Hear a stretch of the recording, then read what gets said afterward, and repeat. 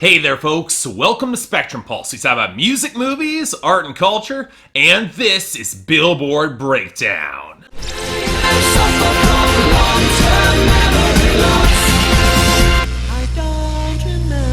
Now, I've said a number of times in the past that there are deceptive weeks in the Hot 100, and this is one of them. Sure, only one new intrusion to the top 10 that everybody saw coming, and only 5 new songs, but if you take a look at the shifts within the Hot 100 chart, the momentary lull that comes with Easter disguises some of the bigger changes that reflect the instability bubbling up around the edges. It's coming, folks. Give it a few weeks and a surprise release, and everything's gonna blow up here. Mark my words. You want proof of that? The easiest place to look is in our top 10, where things are a lot more uncertain than you might think at first glance. I mean, sure, work by Rihanna and Drake seems more solid than ever at number 1, picking up its losses on YouTube and strong in streaming and airplay, but not dominant in sales in the same way. So it'll be interesting to see if a slowdown there or an airplay peak might be able to break its streak at number 1. Certainly seems to be the case for Love Yourself by Justin Bieber, which is clinging on to number 2 pretty much an airplay inertia alone, because it had losses across the board, and I can see it being overtaken next week. And the victor reaping all the spoils there will definitely be 7 Years by Lucas Graham, which went up to number 3 on dominant sales, good streaming, and enough airplay swell to make it a rising threat for sure. Hell, it overtook Stressed Out by 21 Pilots down to number 4. But that might have happened anywhere with losses on airplay and streaming and only okay sales. Similar case for My House by Flow Rida sliding back down to number 5. Stronger sales, but the airplay peak is lower overall and streaming dropped too. It actually leaves Pillow Talk by Zayn as healthier than I expected, holding on number 6. Thanks to reasonably good airplay and very strong streaming, but those slipping sales and drooping YouTube, not a good sign, especially considering you're going into an upcoming debut album. Then there's Me, Myself, and I by G-Eazy featuring Bebe Rexha still at number 7, and really, for some reason, it still seems quite viable in terms of sales, airplay, and streaming. For a mid-tier song across the board, it's lasted a lot longer than I would have expected. Then there's Sorry by Justin Bieber at number 8, and again, it's here because for some reason it's become an absolutely huge YouTube powerhouse that's being held up pretty much on just that basis, because the airplay and streaming, they just keep on dropping. I'd say Cake by the Ocean by DNCE is a threat at number 9, but only okay sales are offset by unsteady airplay and dropping streaming, and it's stalled out there. And this takes us to our new top 10 breakthrough and our big new arrival from this week, Dangerous Woman by Ariana Grande. Now, I'll be talking more about the track itself a bit later on the show, but it's no surprise it smashed through this high, with airplay and streaming picking up early momentum to back up some huge sales. And considering how hard Focus flopped in retrospect, Ariana has to be hoping that this song will drive some real momentum for the upcoming album, because she's gonna need it. But now on to where the chart really showed a lot of activity, the losers and dropouts. Now in the latter case, the only larger names are Watch Out by 2 Chainz and Get Ugly by Jason Derulo. The latter, that was long in coming. But our losers,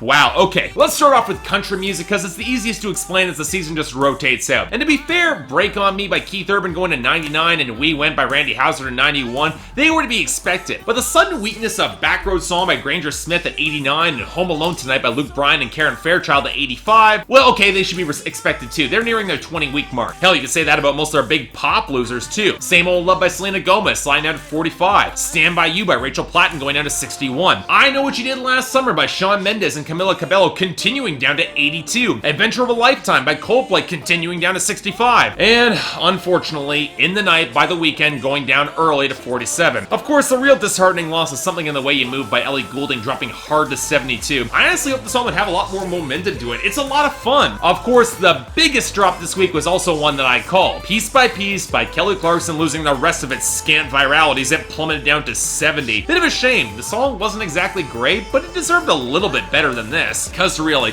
was it really so much worse than our returns and gains this week? The returning song is Make Me Love You by Gwen Stefani at 97. Back thanks to the album's release, but I don't see it having a lot of staying power. It's not that good. For that, we need to take a look at our mixed bag of gains, a few which definitely caught me off guard. Not all of them, of course. Might Not by Belly featuring The Weeknd picking up momentum to 83, and Promise by Kid Ink featuring Fetty Wap going to 75. Those are predictable enough. Same with Company by Justin Bieber going up to 77 after its return last week. But the others, I'll admit I was a little bit surprised that Let It Go by James Bay recovered enough to stabilize at 38, or that country radio actually got on board for Blake Shelton's Barely Country Came Here to Forget at 42, even despite being a pretty decent song. But really, those weren't the biggest gains that caught more of my interest. The first is Panda by Designer picking up a huge boost to 33. What's the bet that more than half the listeners can't tell the difference between Designer and Future here? But the one that really surprised me more was Youth by Troye Sivan, which has been quietly gaining but picked up a huge boost to 23 this week off of some really considerable sales. I'm not complaining, it's probably the best of the gains this week, but of YouTubers to gain mainstream traction, Troye Sivan would not have been the one I would have predicted, even when I covered his debut album Blue Neighborhood last year, so yeah, good on him. Now before we go on, let me get kind of serious for a second and extend my dearest condolences and sympathies to the people of Belgium and Brussels specifically for the horrible and cowardly ISIS terrorist attack today. My prayers are with the injured, the families of the deceased, and for the government leaders for a reasoned response to this crisis. And thus, in my own little way, I figured for World Hit today, I'd highlight a really good song from the Belgian charts. One that went to number 1 and is still holding on to number 3 as we speak, Be the One by Dua Lipa. Just another chance so that I can show that I won't let you down and run. No, I won't let you down and run. 'Cause I could be the one. I could be the one. I could be the one. Now on the surface, we've seen so many of these artists. They start off making covers on YouTube, they get a lucky break, and land a record deal making garden variety modern pop music. And yet this one caught my ear from English singer-songwriter Dua Lipa. Maybe it was the brittle melody carried against the fully formed ebbing synths against the gentle rattle and tight bass line. Maybe it was how our frontwoman is able to actually step up to the microphone with a level of poise and real vocal texture, mostly courtesy of her lower range, which sounds really good. And the funny thing is that from a lyrical standpoint, it's really not all that complex of a song. Another on-again, off-again relationship where she clearly still wants things to work out. But the interesting thing is that it's never really implied that things can't work here. The two are just looking at things from different perspectives. And I get the impression that something could be salvaged. It helps that there's a general atmosphere of hope to the song. The general upbeat vibe never overselling the chorus. Prime example of how the basic pop formula can still produce something pretty damn great. Definitely recommended for you. But now on to our pretty sparse list of new arrivals, starting with number 100, Fast Car by Jonas Blue featuring Dakota. Maybe we'll make a deal. Maybe together we can go somewhere. Any place is better. Starting from zero, got nothing to lose. Maybe we'll make something.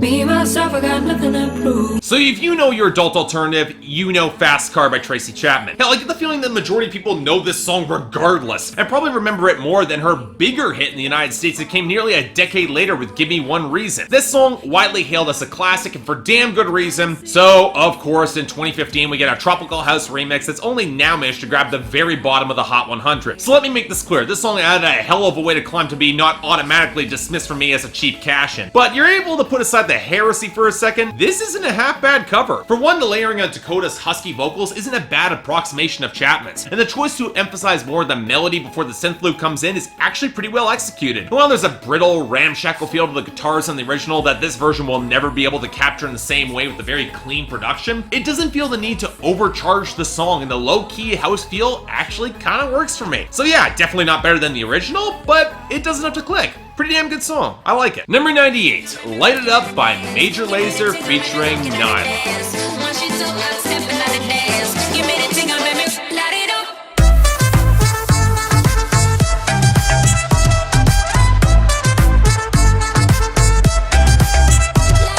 So after Lean On was huge last year and Powerful didn't quite have the swell to really stick around, I got the feeling we hadn't seen the last of Major Lazer. So for this track, he teamed up with Jamaican reggae singer Nyla for this remix with Fuse ODG, and well, that trumpet line is absolutely great, balancing off the rubbery synth really well. But am I the only one who thinks that the auto-tune is a little bit overdone on the vocals? I don't know, if this song was going for more of a starkly organic feel, the gratuitous synthetic filters don't really help with the texture all that much. I mean, I still like the song, even if I can't help but feel the lyrics are a little bit empty for a dance floor track, but you know what? It's pretty solid. I can groove to this. Number 96, Ride by 21 Pilots. So I'm taking my time on my ride. Oh, oh, oh, I'm falling. So I'm taking my time on my ride.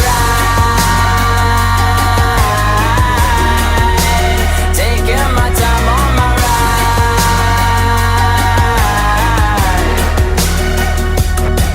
So in Before 21 Pilots made Blurry Face, one of the more controversial things they did was pile on the reggae-inspired flows in their composition. And unlike Magic, for instance, I'd argue they actually did it quite well, with sharply textured organs and potent melodic synths that could careen off the explosive percussion, and Tyler Joseph's tighter vocal lines that could get explosive when they needed to. Now, I'll say right out the gate that Ride is far from my favorite song on Blurry Face. I mean, when you got Fairly Local and Tear My Heart and Not Today and Polarize and The Judge, Ride just isn't on the same level. But it is still a legitimately great song with a great bouncy melody that plays off a solid crescendo and serves as a great response to the worries of Stressed Out, which I like Ride a lot more, highlighting how much of the meandering self-doubt was simply just coming from within, when those forces coming to make him conform really are only his in his own mind and courtesy of his own actions. And coming from a guy who pretty much overthinks everything, that message to ride out to whatever might come, yeah, that definitely works for me. So this is a great song, definitely recommended. Number 55, Like I Would by Zayn Malik.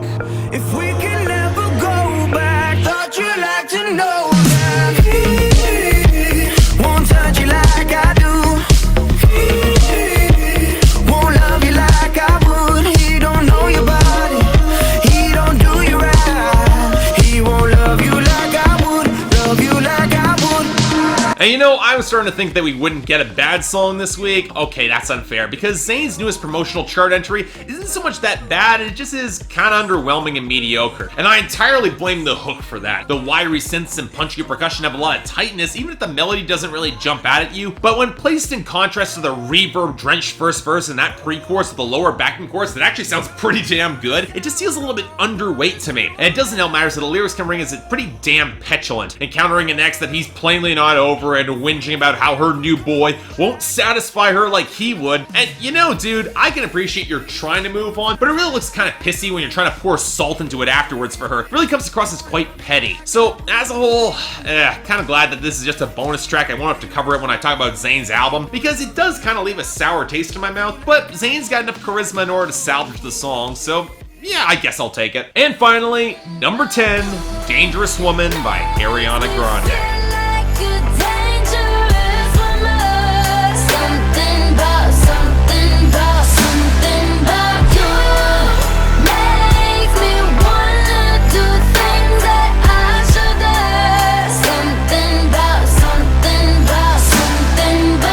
Let me start off by saying something that might surprise some of you. As much as many might laugh if Ariana Grande describes herself as dangerous, the more I thought about it, the less that I was actually laughing, because it made more sense than I was expecting. After all, Ariana has had a surprising knack for playing a more dominant and forceful persona. Paradoxically, when she underplays her vocals and asserts more subtle control, between knocking The Weeknd off balance on Love Me Harder to flat-out dominance fantasy on Get On Your Knees with Nicki Minaj, she's got some skills here. This track, well, it's definitely a step in the right direction. With a muted bluesy guitar and the soulful organ touches around the background, it manages to blend in the trap hi-hats and the gang vocals just enough that they don't distract from the smoldering waltz cadence as Ariana toys with being a femme fatale. And note that I say toying with it because I'm not quite as convinced as I was by, say, Cool for the Summer by Demi Lovato, that Ariana Grande quite has the adult poise to pull off a song like this. Most of this comes in her vocal line. Pitch it down a little bit more, play a little bit more sultry or rough, and I would have totally bought into it. But I'm not quite sure Ariana has the bite and a raw texture in her vocals to really drive it home for me. And I really do wish that somebody actually had the guts to give that guitar solo some real sizzle and punch to match the texture, because really, the guitar solo was quite good there. I really dug it. But as a whole,